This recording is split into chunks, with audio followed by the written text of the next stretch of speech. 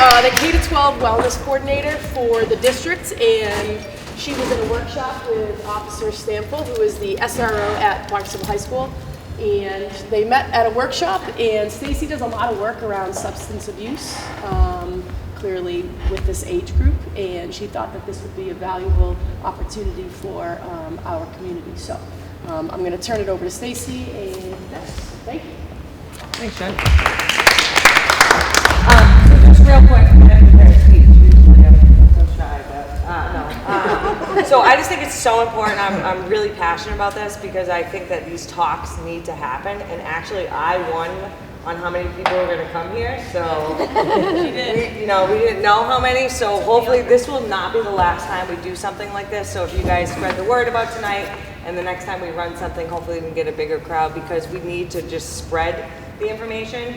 And Dennis has offered his time, and I hope that you get something out of the trailer because it is very educational, and these uncomfortable talks need to be had, in my personal opinion. So I appreciate you coming in, and I will let you have the floor.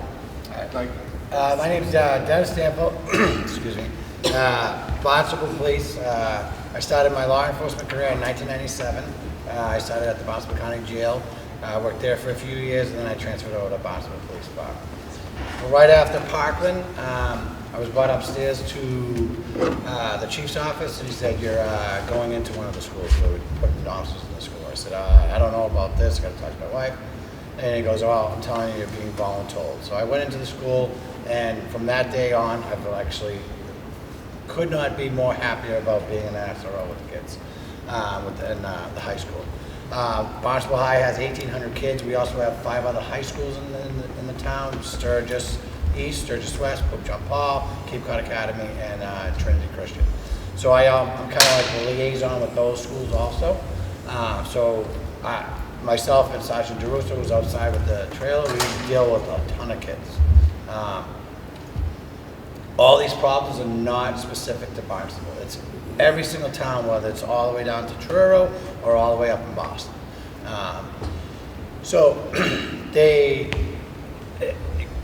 Kids are just kids, right? We all make stupid mistakes as children and stuff like that. But they're being influenced beyond belief. All right. Majority of their information, where do you think the majority of their information comes from?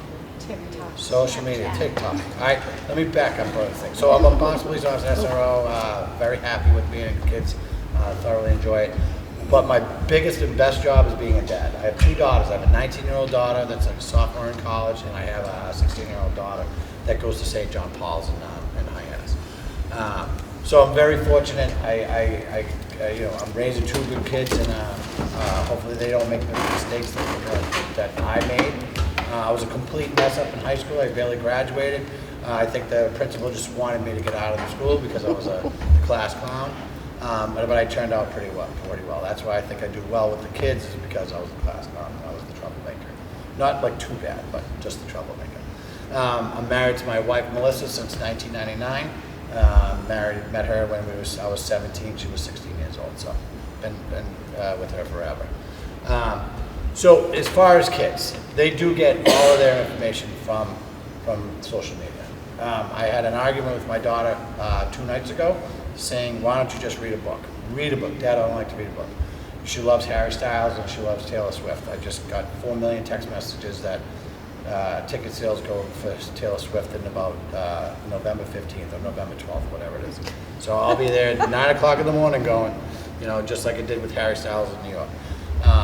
But they get everything from social media, no matter what it is, right? That goes from marijuana use all the way to Harry Styles and how to deal with anxiety and stress. So the way vaping, all these kids got introduced to this stuff was the tobacco companies. All right. Now I know who knows who Horace Wagner is. Who is he? Great baseball player, Hall of Famer, and the first really Okay. Where was that baseball card made? Well, how did someone get that baseball? So Horace Wagner, like you said, was a baseball player in the early 1900s. and maybe even late 1800s. All right, where did that baseball card come? That just sold for like $3 million plus. Cigarettes. So you think about it. The tobacco companies, since the beginning of time, they're dealing with who? Who are they trying to get? Kids, right? From the putting baseball cards in cigarette packs to when we grew up. You know, I remember going to the candy store. I couldn't wait to go buy those candy cigarettes. You know, I'd go out one puff and it'd be all gone, and then I'd chew it all up and move on to the next one. Right? So they've been gearing everything towards kids. Because I explained it to the kids when I talked to the kids. I said, I'm a 50-year-old out of shape white guy. All right. Do you think they want money, or do you think they want your money as a 17, 16-year-old kid? Who's going to give them more money in the long run? Me or them? I go, I'm hopefully halfway done with my life, you know, and you have the rest of your life. So they're gearing it towards kids. This is all the money is going towards the kids, and that's in social media and it's TikTok. They go on to Instagram. They have commercials for all these items, craves and strikers and stuff. All right. So be aware of your kids in the social media. All right. Second thing with the social media is give your kids, like, do we all have kids here? Roughly the same age as my kids, pretty much. Or grandkids. Yeah. All right. And I am far from the perfect parent. All right. But I learned from my mistakes and I learned from other parents' mistakes. I'm actually very blessed because I have 1,800 kids in the high school, and I learned from them and their parents. How many people allow their kids to take their phone in their room at night? Raise your hand. Okay. All right. So everything, I've been in the high school for over 5 years now. This is my 6th year. Every problem I have, whether it comes to bullying, Snapchat, Instagram, or whatever it is, sexting, nude pictures, all those, anything like that, happens in their bedroom at 10 o'clock at night or after. All right. So it's going to be a battle. All right. I have a 19-year-old daughter that's in college, like I said. She comes home and from school. Now she has until midnight, but at midnight, that phone is on the kitchen counter, charging there. All right? Do that for your kids. One reason only, it gives them a mental break. Everyone know what FOMO is? Fear of missing out. All right? Think about it. Go to Main Street in Hyannis one day. All right? Just sit on one of the park benches and watch people. We are personally connected to our phones, whether we're 16 years old or you know, 50 years old or older. All right? People... I'll forget my wallet and my keys before I forget my phone, just like everybody else. All right, so give your kid that mental reset. Put the phone on the kitchen counter. It's gonna be a battle. It's gonna be a huge battle when you do it. But the phone goes on the kitchen counter. My 16-year-old, it's 9 o'clock at night. If it's 1 minute past, she loses the phone for the next night. All right, the kids need the mental reset because they have that FOMO. They have that. You know, the anxiety of missing something or not being involved in it. Difference with the phones also. When I was 15 years old and I was bullied by, what's your first name, sir? Dave. Dave was the jerk to me in high school, and he was bullying me, you know, and it would be 3 o'clock and I'd get on the bus and he was on the bus and he's throwing papers and throwing milk cartons at me. I got off the bus, he got off the bus, he went one way when I went one way. I'd go home, I'd close my door. What happened then? Did the bullying stop? All right, the bullying stopped. All right, and then I didn't have to worry about it. I could feel safe in my own home or my own neighborhood and stuff like that. Next morning, Dave would be a complete jerk again and bullying me and so forth. These kids cannot, all right, when it comes to bullying, there's no breaks for them whatsoever. It's consistent. It's 9 o'clock at night, 2 o'clock in the morning, 3 o'clock in the morning. These kids don't go to sleep. You'll see, some kids fall asleep in the classroom. Consistently during the day. I did as a kid, but it's because they're up playing games, playing PlayStation. Who has PlayStation in their kid's bedroom? Or, yeah. All right. Do you think? Do they shut it off at 8 o'clock at night? Absolutely not. No. All right. At 3 o'clock in the morning, my daughter, I had to learn from the hard way. She's watching Netflix at 2 o'clock in the morning. I almost lost my mind. All right. Now the computer's out on the kitchen table. All right. These kids need to sleep and they need that mental reset. All right, we'll go back to the vaping.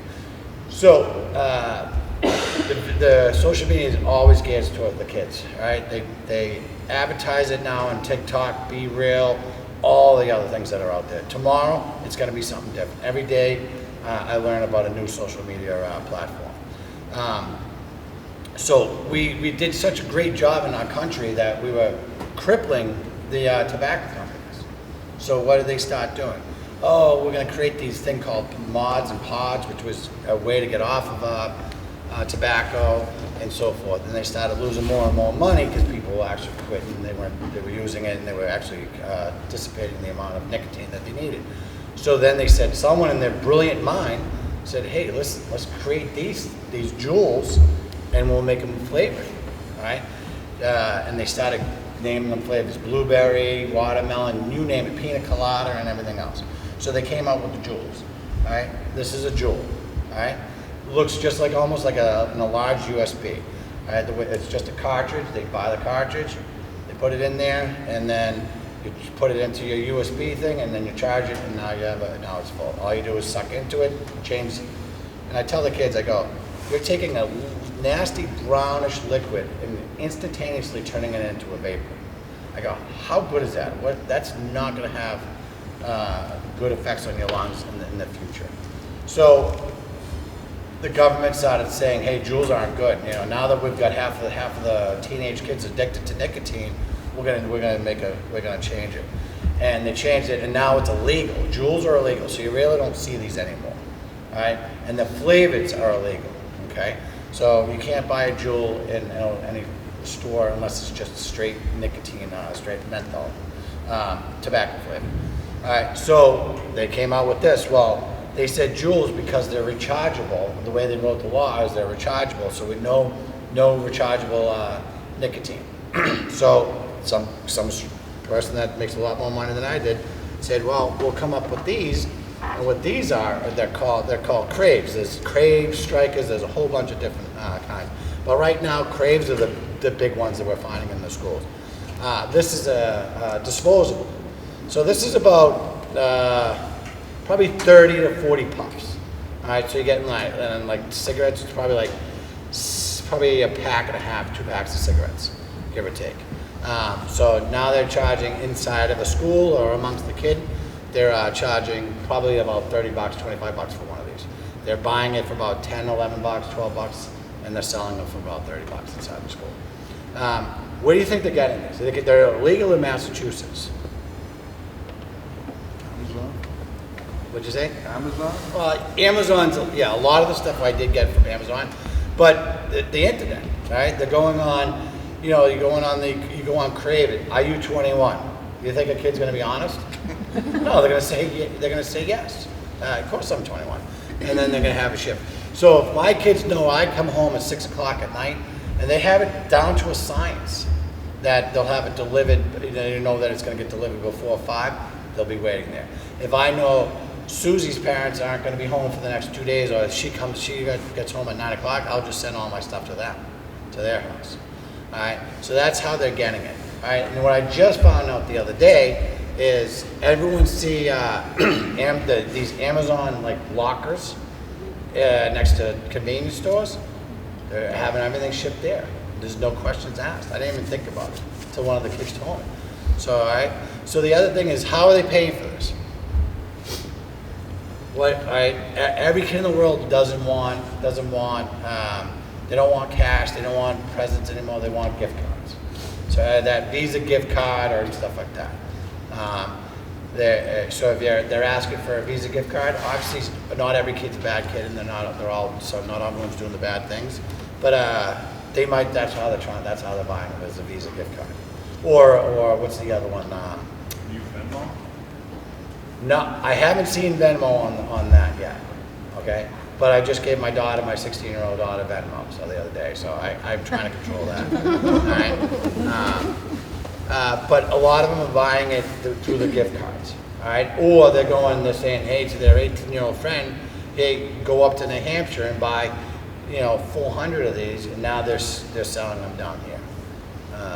So that's basically what the nicotine. That's what we're seeing it. And so they're again, TikTok and all these things are saying, oh, this is how you relax at night. This is how you deal with your stress and your anxiety. And it's actually doing a tremendous amount different than what they're saying. It's actually causing more anxiety. It's causing depression and causing more stress. All right, it's elevating their heart rate, well, all of it is, it's called salt nicotine. So the salt nicotine, what is our body mostly made out of? Water. All right, so that gets absorbed quicker. So they get that nicotine rush faster than a normal cigarette, faster than like a chewing tobacco. The other things we're seeing are these Zines, which is basically their version of chewing tobacco. You don't see like Skoal and Kodiak anymore. They're these little blue and white pouches, and they have like little white little bags, and they put them in their mouths, and they can hold them there for 3 or 4 hours in there. So if you see those, that's just nicotine. It says an alternative use of nicotine. It's basically synthetic nicotine. All right. So that's basically what we're seeing with the cranes and stuff, and they come in every single different variety.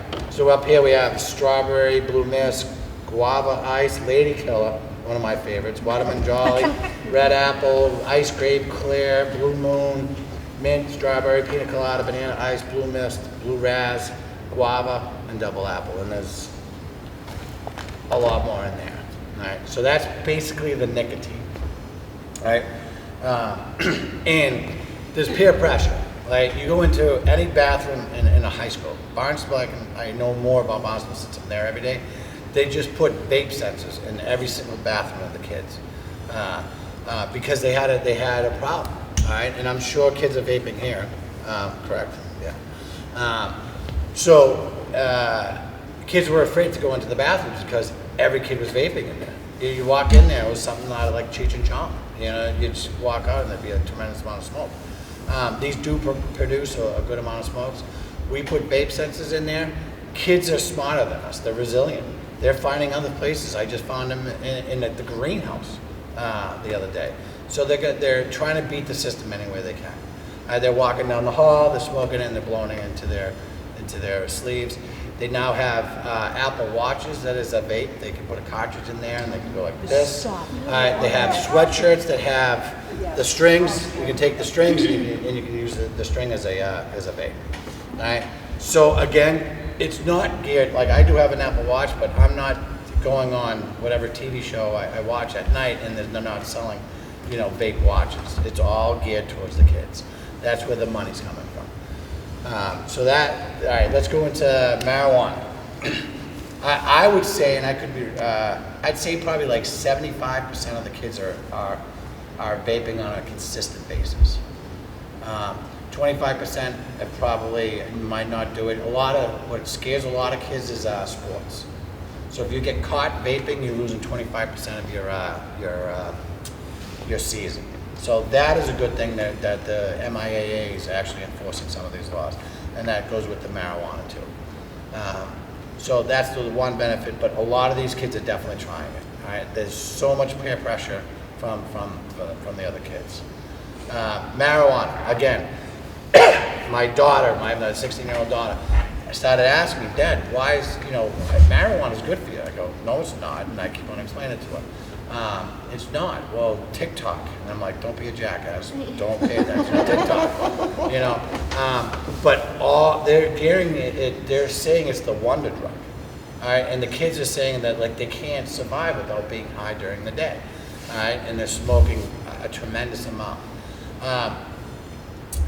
So they're saying it cures it's depression, anxiety, helps you sleep, and so forth. So when I'm 50 years old, like I said, when Dave was bullying me, I'd go home and I'd roll a big fat joint and I'd smoke it to calm down back in 1980 something. All right, the THC level, the THC in marijuana is what gets you high. All right, the THC level back in 1988, 1989 when I graduated was probably anywhere between like 5 to 10%. If you really spent a little bit more on skunk, that's what it was called back then, you might get like 15%. All right? Somewhere in the 90s, they said, from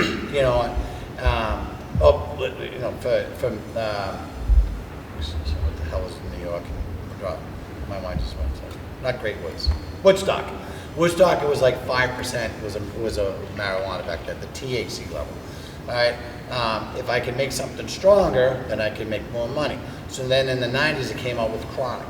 All right, and there was all these scientists that waste their time, I don't want to say waste their time because they make good money, making marijuana and the THC level strong. So think about it, when I was young, it was like 15% was like the highest. So these are all marijuana. This is what we see in marijuana today. All right, so this is a dab pen. So today's THC concentrate in a dab pen is anywhere between 75 and 90%. All right, so just think of the difference. So what are kids doing? They're saying, oh my God, I gotta get high, I gotta get high. Now they're taking it and now they're smoking it, all right? And they're smoking it in abundance.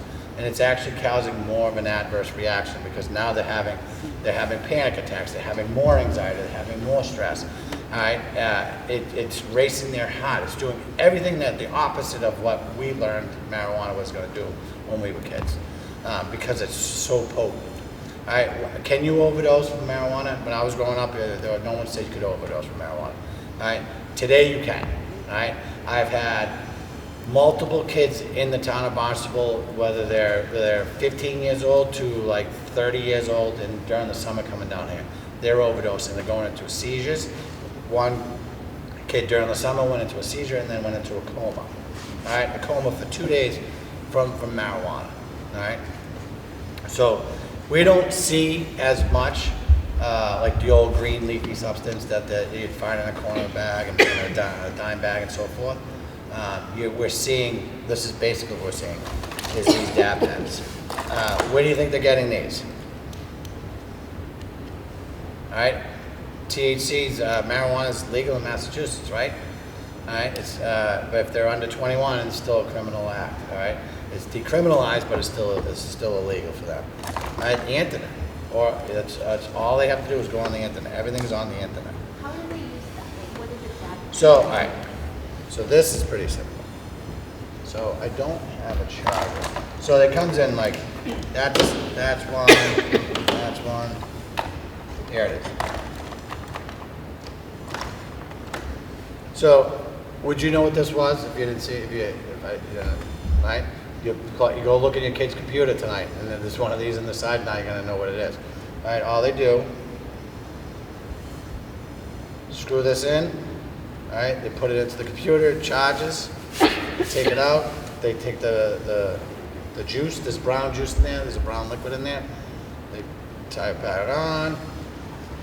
There's a little button.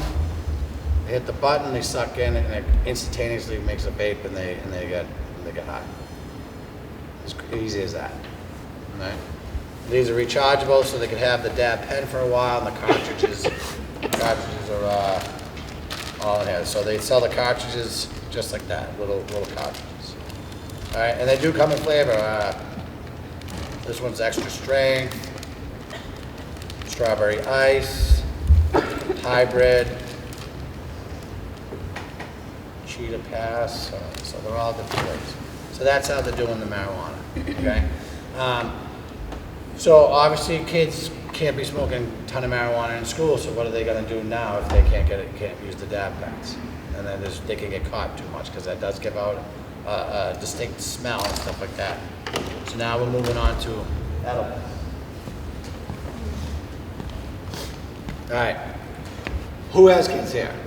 All right. Unless my kid's the only anomaly in the world, do your kids have patience? No, kids don't have patience. All right, so this is about $30. This is a THC infused pineapple. 2 kids will drink that, and they'll both get really high. These are edibles. All right, these are hot balls that got melted in my cruiser. Those are gummy bears. These are sweetheart candies, and so forth. So what they're doing is, like, if you eat one of these, all right, it will get you pretty high, all right? But do kids have patience? So if you think about the science of it, they got to eat it, they got to digest it, it has to pass through the system, then it has to go into their blood, and then they start feeling the effect. How long should that take? About half an hour, right? So kids that don't have patience, they eat it. They wait 15 minutes, they wait 10 minutes, oh, this stuff sucks, I'm gonna try another one. Now they're taking another one, and then they're taking a third one. All right, and then all of a sudden what happens? It all hits them at once. That's where we're getting the seizures. That's where we're getting the, wasn't my town, it wasn't Barnstable, it was a town neighboring us. Kid completely stripped naked, thought he was dying, trying to run through the window to get out of the house and stuff like that. The parent had to grab him, bring him to the ground, and then they ended up bringing him to the hospital. All right, all over a gummy bear. All right, well, actually 3 gummy bears. All right, so that's how they're doing the stuff now. All right, I wouldn't know if my daughter came home with this, you know, and they're smart. They're not putting them in this bag. They're putting them in a gummy bear bag. So you'd be like, oh, yes. What are the THC levels? Are they different? No, it's about the same. You might be a little bit less, but it's pretty much the same. You know, it all depends. You know, and they're selling it in Wareham, in Mashpee. You know, that you go in there and you can get anything you want. You know, even leisurely. All you have to be is 21. This is sugar. All right, you know, you need a little kick, pick me up in the morning, and you put that in your coffee. And that's just some of it. I mean, brownies and all that stuff. So it's out there. All right, and my thing is, so 25 years of doing this job. All right, people say, oh, marijuana is not a gateway drug. All right, I've had an infatuation since 1997. I've asked people that are into heavy drugs, hey, what was the first drug you tried? Oh, obviously it was marijuana. Well, maybe alcohol. You know, some of them will say alcohol.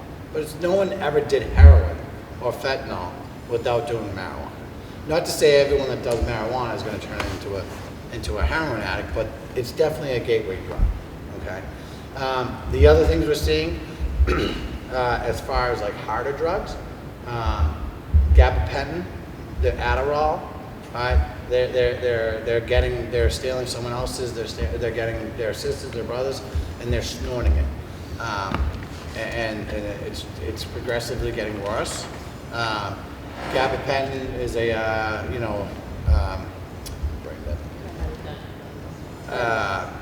I got a kid, 16 years old the other day, Suboxone. I caught him not even in the school, just something on the street. He had Suboxone on him. Suboxone is a derivative of heroin. It's basically an opiate. It's what you take to get off of heroin. All right. Xanax. Xanax is a big thing that are going on right now. A lot of kids are using Xanax because it gives you that same feeling of drunk and high, the drunkenness, like being drunk. Kids are taking that now. All right? They're not making good rational decisions. The one thing I've been telling all the parents is just be a pain in your kid's ass and be on top of them, you know, and talk to them, you know, and say, hey, this is what I found out, you know, tell me about it. Tell me what you're seeing in school. Tell me what you've heard. Tell me what you've done. Because once it gets to Xanax and fentanyl and all that, it's probably too late. Any questions so far? Yes. Do you see alcohol at all, or is this So- much easier? So the younger kids are getting into this stuff. You know, as far as young as 6th grade to like 10th grade. 11th grade and 12th grade, they're already into this. They're just doing it regularly, and then the alcohol comes in. You know what? Not as much as like an 8th grader is not doing alcohol as much, because it's much easier to hide being high than it is being drunk. So are you saying that kids are getting Xanax on the streets? Yeah. Which can then be laced with fentanyl? Yeah. Yeah. So how do you warn them in this? I talk to them. You're talking. Yeah, I tell my kids. I told my 2 daughters. I'm like, never trust. You know, like all during the summer, I was on the case with Trader's Edge, where they took a dab pen. All right, they took a dab pen from a stranger, and it was filled with GHB. You know, the date rape drug. We had 2 cases during the thing. 4 girls, 22, 23 years old.